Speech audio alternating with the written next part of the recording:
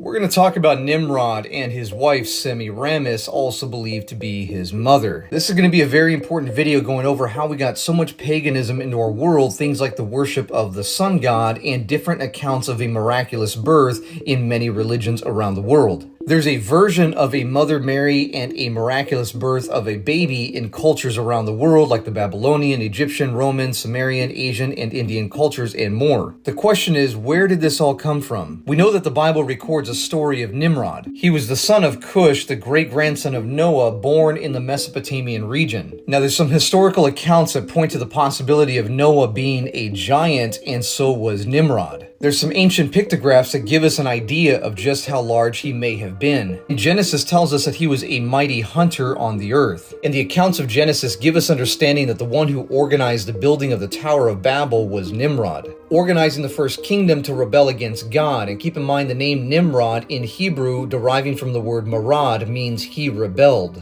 In the Antiquity of the Jews, Josephus, a Roman Jewish historian who died in AD 100, he records some important things about our world history, including acknowledging the existence of Christ because he lived in the same timeline as Christ even though he didn't follow Christ. He makes a statement in Book 1, Chapter 4 regarding Nimrod. Nimrod would be revenged on God if he should have a mind to drown the world again, for that he would build a tower too high for the waters to be able to reach, and that he would avenge himself on God for destroying their forefathers. And then Nimrod dies a violent death in war. And this is where it gets interesting because of the historical accounts of his wife Semiramis, also his mother. The historical record is that while she was married to Nimrod, she had an affair and became pregnant. And to hide her adultery, she declared that the spirit of Nimrod transcended to becoming the sun god, and her conception was by divine intervention, becoming the famous queen, the regent of the Assyrian Empire, who reigned from 811 to 806 BC. According to historical documents, she's also known as a legendary warrior